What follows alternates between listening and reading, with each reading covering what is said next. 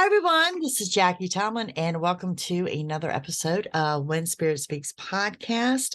Thank you all for joining me. Thank you for your feedback, your thoughts, opinions, and ideas. Greatly appreciated. If you're seeking to contact me, it is JackieTomlin.com. You can contact me via email, text, or call. It is 804-731-2302.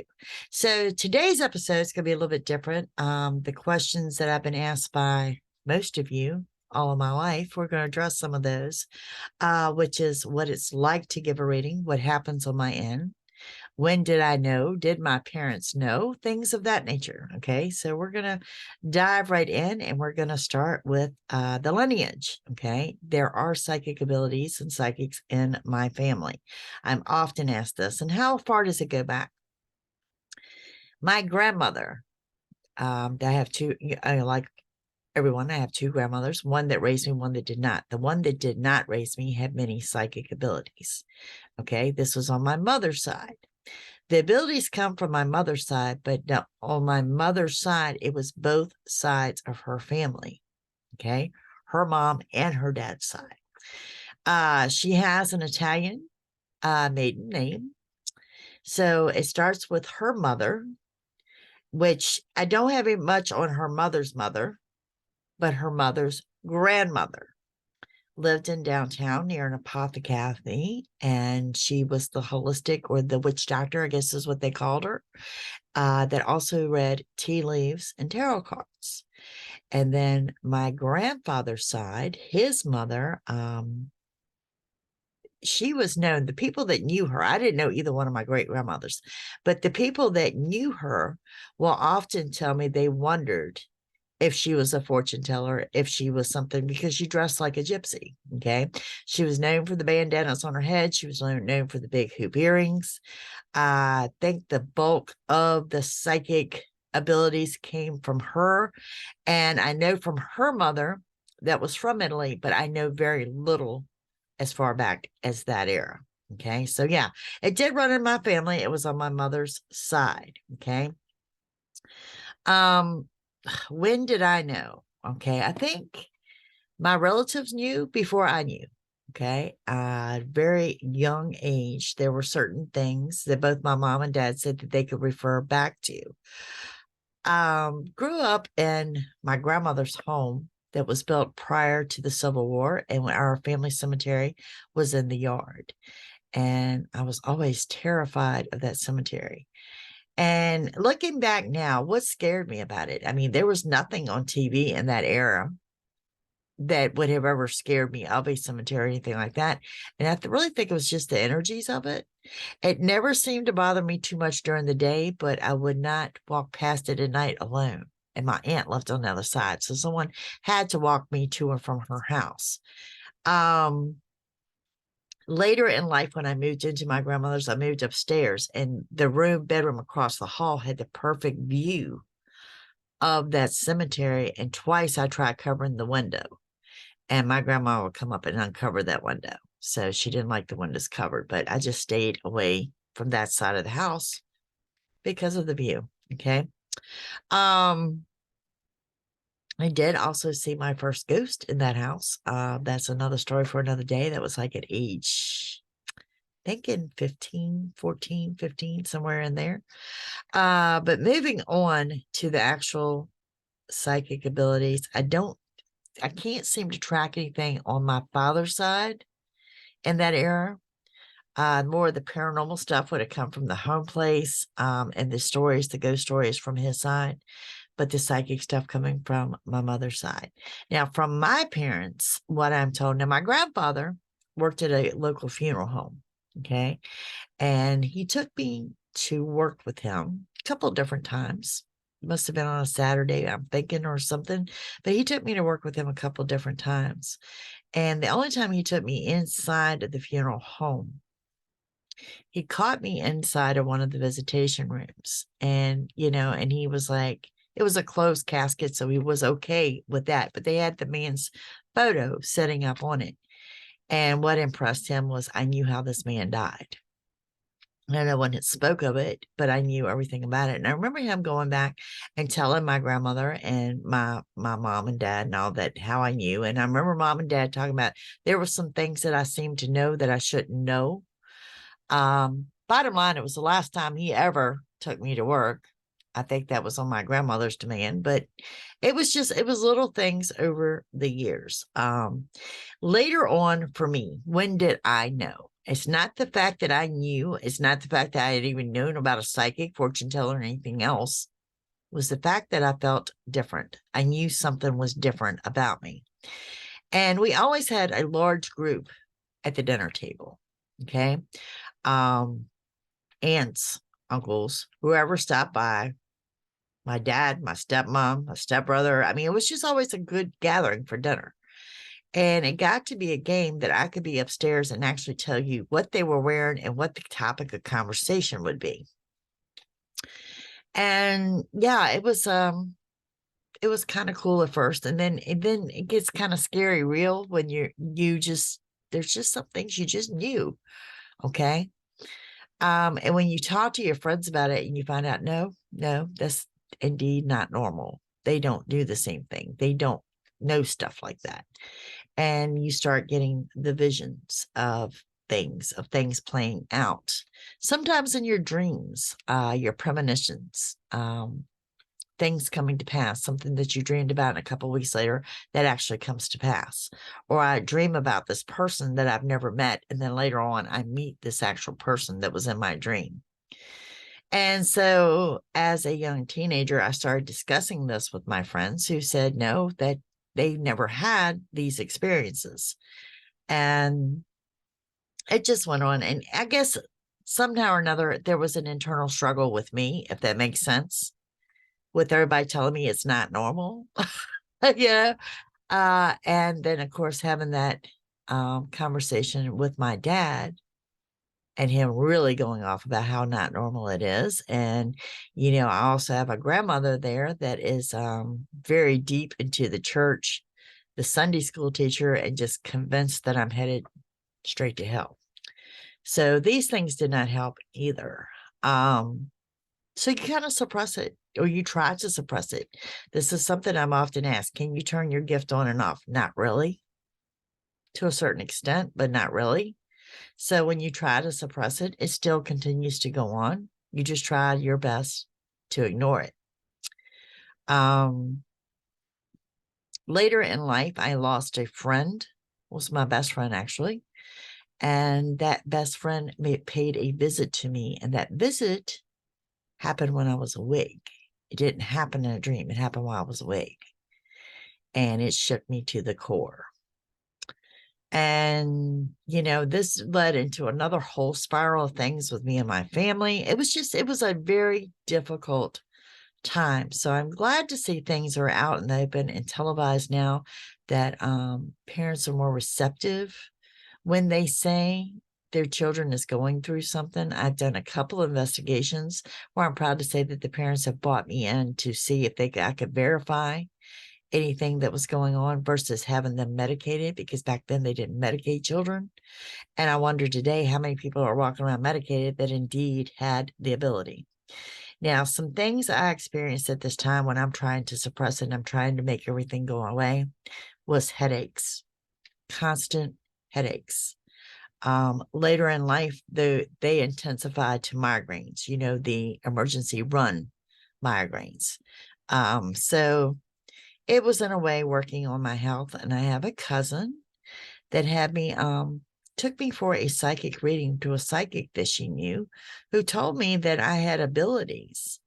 This wasn't the first time I heard this. Okay. But she was very adamant. And she directly asked me about my headaches. And I was just really impressed with that. Okay. She tuned in. She knew what was going on with me. And she told me, she says, when you recognize and embrace this, she said, your headaches will go away. I didn't listen. I did not listen. I was treated for headaches for several years to come. It was later on, it was the same cousin that bought me my first tarot deck. Totally fascinated. Wasted a lot of time with books. Okay. And this is something, if you are interested in my tarot card workshop, is something we discuss as the books of the tarot. They were very confusing to me. Okay. And then I had another psychic who told me, she was out of state, who told me if I wanted to work those cards, to throw the books away, get away from the books. She says, start reading by what you see in those cards. She says, and once you start reading what you see in those cards, you're going to see further. Well, what she meant by seeing further, and I was not aware of at that time, was that the visions got more intense and came more often. Okay. But then I didn't seem to have any control. Like they would just randomly go off. And it was like amazing and scary and just all sorts of things all at one time. I started reading up on how you would control that. And there was really no clear-cut answer. Okay. So it was something I had to work with. But I tell you one thing, when I embraced that I could fluently read cards and I could fluently get answers by visions and audio without any help of cards, not only was it life-altering, I came off my headache medication that month. Years of being treated, years of specialists. Okay. It made that big of an impact. And it went right back to what that woman had told me. When you embrace your abilities, your headaches will stop. So yeah, it was a really, really big change there. I am a clairvoyant, which means I do have the clear visions. Now, what is it like when I give you a reading? Depends. You ask the question, I'm just the messenger. Sometimes it comes off in still frame images. Sometimes it's in a short video. Sometimes I get an audible answer. Okay. I'm known for doing the YouTube videos. I will tell you if we're going to an extended or not. Generally, something is spoke to me that says keep going. Okay. That means there's more messages to come out, or there's something there that I'm not picking up on. I don't need tarot cards to do a reading. I do them obviously on video because it gives you a visual to see. You contact me for a reading, I don't use tarot. Okay. Only upon request. It is the name of the podcast is When Spirit Speaks. And I can tell you this, sometimes it'll stop you in your tracks. Still does today, still amazes me. I could be in there making the bed and get a message just out the blue that I didn't ask for. It takes your breath away. It does. In a good way, but it takes your breath away. And you always listen. Don't ever second guess yourself. Okay. There's also just the gift of knowing and your intuition, and you need to learn to trust that. Okay. And if you're working on brushing up your psychic abilities, which I will be doing a show on how to address your psychic abilities, play with it. Test yourself. Test yourself. I tested myself often. The worst read out there is the reading for yourself. How you can read for yourself, how you can't read for yourself, how you don't trust what you're being told. The other thing is time frames. Time frames are often hard to read. And when you ask me when, I am a when person. Okay. I have very little patience. So when you tell me something's going to happen, I want to know when. I'm often shown a calendar. Now that calendar changes. Okay. So if you ask me about something specific and I'm honing in and I might see that 3 to 4 dates are fuzzy, then that's the dates that we're looking at. Okay.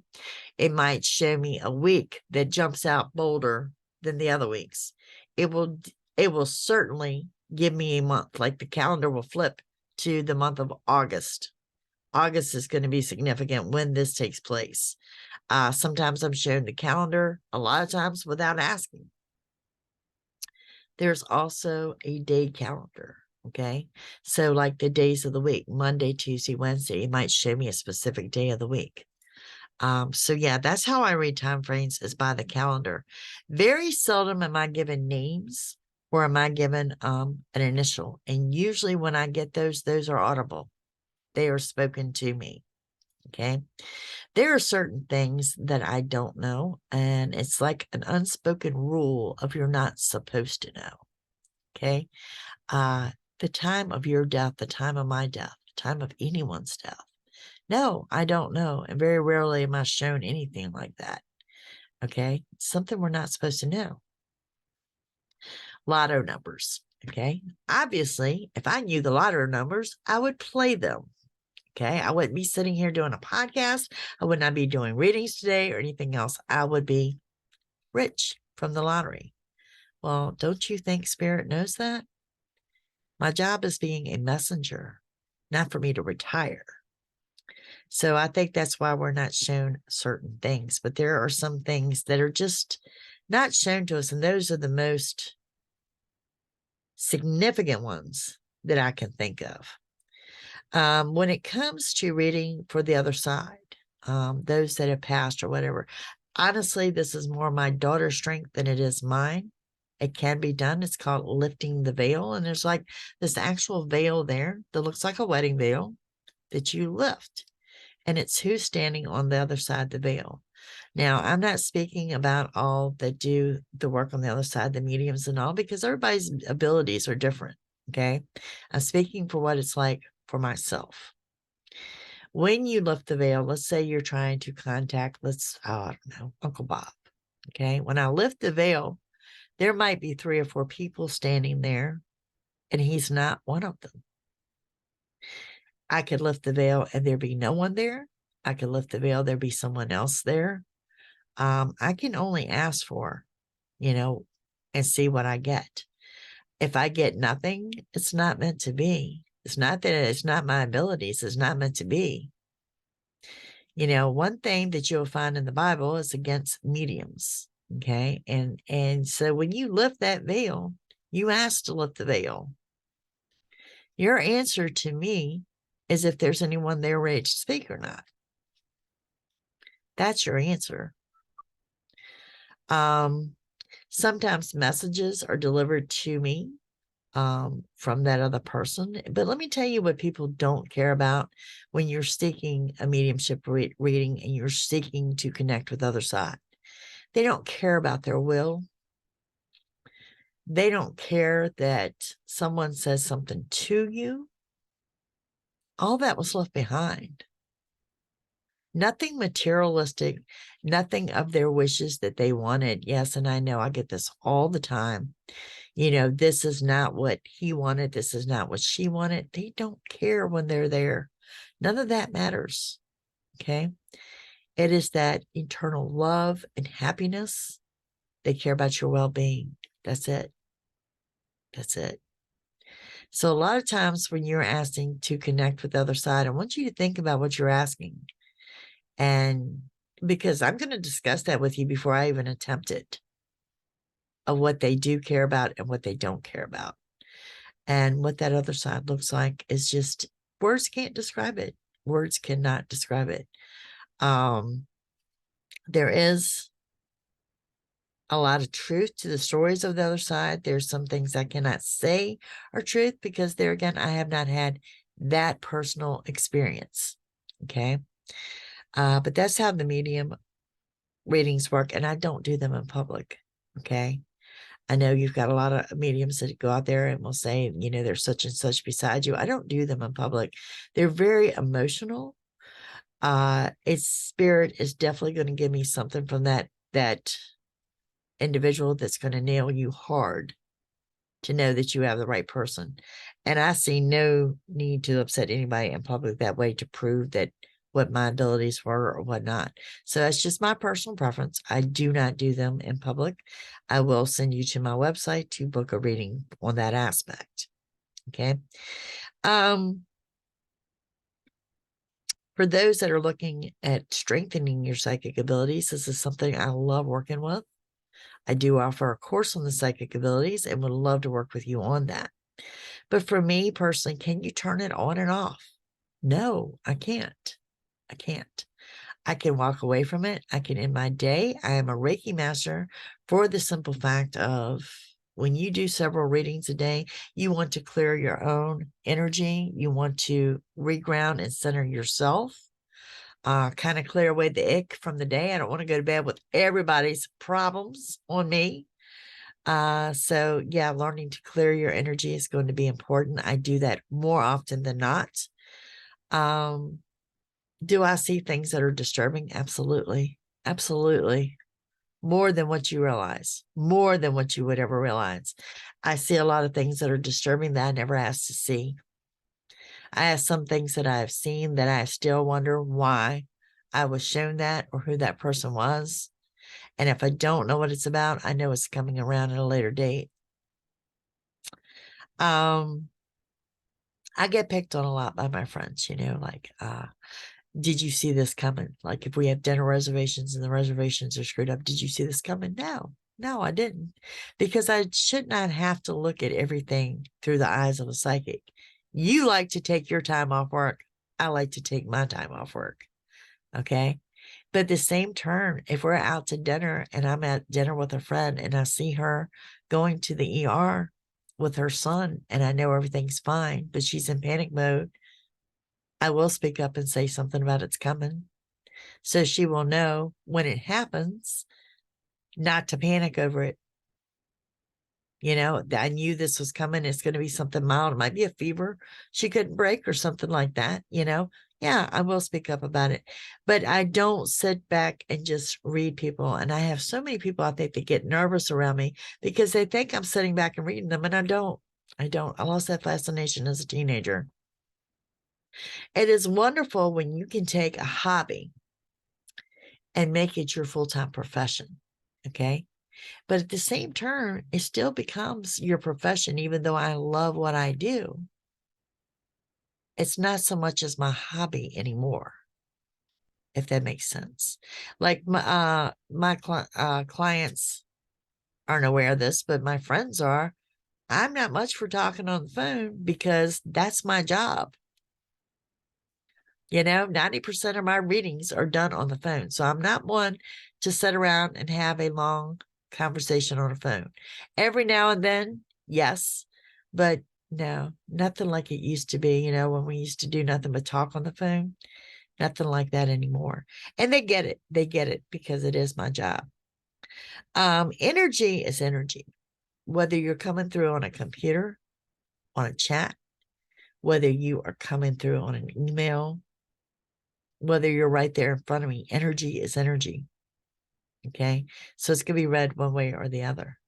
There is no psychic that is right or wrong. I think only you can decipher that. You do need to know their abilities as to whether they're going to be an empath and pick up on your feelings, or if they are an actual clairvoyant that can see what is to come. For me, I do enjoy what I do. I do. I mean, the good outweighs the bad. Yeah, that's what you look at in any profession. And with the visions, what I feel, how it makes me feel, how it leaves me at the end of the day, I do enjoy what I do because I help so many in ways that people can't get the help or the answers to what they seek. And it's more than love life. I mean, I'll be honest with you, 90% of my readings are on the love life. Okay. People don't care if they are evicted, if they have a job, if they have food on the table, they care about love. Number one, first and foremost. Okay. But I have legitimate clients with legitimate concerns, properties on the market, things of this nature. Where are they headed? Are they going back to college? Things like that. They've got legitimate concerns, and I enjoy giving them the guidance of what's to come, how I see things. And the purpose of a psychic reading is so that maybe if you're not happy with the outcome that I see, possibly you can change that. If it's fated, you can't. It's life lessons. Life lessons makes you who you are, makes me who I am. So some things you just have to go through, but at least you know it's to come.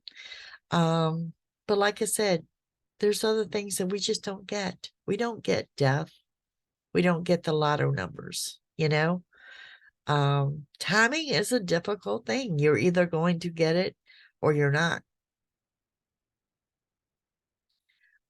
Sometimes there's no answer. If you're asking a yes or no question, Spirit doesn't speak, Spirit shows you nothing, you're not meant to know right then. You're just not meant to know right then. It's a timing thing.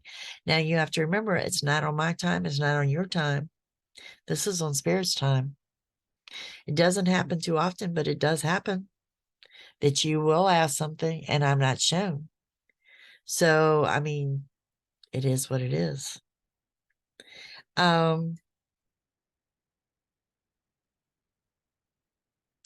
Sometimes when you ask me about your aurora, or you're asking me specifically about, is there a loved one near you? It comes off to me like a camera flash. It's like a quick image, very split image of the speed of a camera flash. And so I'm going to give you the best description I can of that person, of what I saw in that moment of time. Okay. Now that camera flash, it's funny I referenced that because we have picked up this random camera flash on paranormal investigations.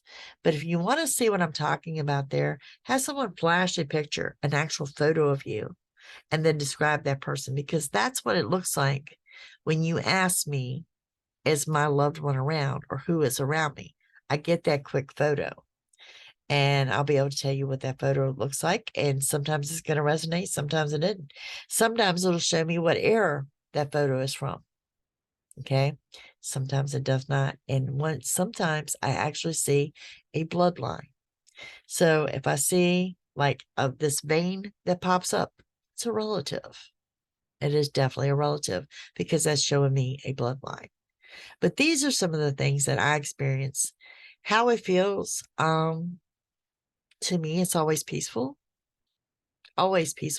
because you're working with Spirit. Even when you're shown something that is horrific, there is still a peace about that from the source it comes from. And I don't know if it's whether, I think it's more or less to reassure me as the messenger, to reassure that person that everything is okay, or that that event is supposed to take place. But it is always very peaceful. It's another reason why I do love my job. It's, how does it feel to be able to do that? What that process is, and these are the things that go off. You've got the calendar, you've got images, you've got the camera flash, you have colors. Sometimes just colors come through. You have the audible voices, and very seldom do I ever ask something twice unless I didn't hear them. Okay. It's kind of like a volume thing. It doesn't mean they're close or they're near. I don't know if it's my hearing or whatever, but if I didn't hear them, I will ask them to repeat it, and they will. I view things a lot differently than most because of this. And I think some people mistake me for not being a very caring person when that's not the case. It's when you work with this daily and this is what you do, you know what you need to apply your energy to and what you don't need to. So I stress a little differently than most people. And I pride myself on that, honestly. I know it's a really strange to a lot of people, but I think it's something that you could pride yourself on, is picking and choosing where your energy goes. And that is something I have certainly learned over the course of time, you know. But that's kind of how the process works. It's a little bit on the history of how I got to be where I was. So yeah, I could say I knew something was different in my teen years. I can say I was told directly I had an ability, late teens, early 20s, but I was probably in my mid to late 20s before I just embraced it, that this is what it is and I will learn to work with it. And it's a very comforting feeling when you realize you're not crazy. It's just going up and everybody telling you that you're crazy or they don't have these experiences, is what is mind-boggling to me. And that comes into play with, life experiences, and you have to go through what you did. I'm very blessed with my granddaughter, who we also find is very gifted. Both sides of the family are very open to hearing what she has to say. And that fills my heart with joy because I don't want her to grow up the way I did, where you feel that something's off or that you feel that things are strange. And so it took me a little while in life to realize that it's okay and I don't have to feel strange, and it is perfectly normal for one with abilities and more than one ability. So if you know anyone or if you have any little ones that are reporting things, I do ask that you take that seriously and you listen to what they have to say. And even in adults, when adults report premonitions in a dream, or if they report that they heard a voice or, they saw something, don't discredit it right away. Don't discredit it. I do feel strongly that most have psychic abilities, and it takes time to develop. It takes time to embrace it. It takes time to admit it. Okay. It takes time to admit that you have an ability. It takes time to accept that you have an ability. And, the question of why and why you will linger there as well. And I think all of this is very normal, but you need to show respect for someone that says anything like that may be deemed crazy to you because you've never had that personal experience. The same way with the paranormal. A paranormal investigation generally opens up with, I am not crazy. I have a college degree, blah, blah, blah, but this happened or I saw this. It's the same thing. Same concept with psychic abilities. So that's what I have for you guys today. Thank you for your support on this podcast. I greatly appreciate it. Love hearing your feedback. There again, my contact information is JackieTomlin.com. You'll find all my contacts there, which from my phone number on to email, podcast links, YouTube links, everything you need is right there. You guys have a wonderful day, and I will see you soon. Bye.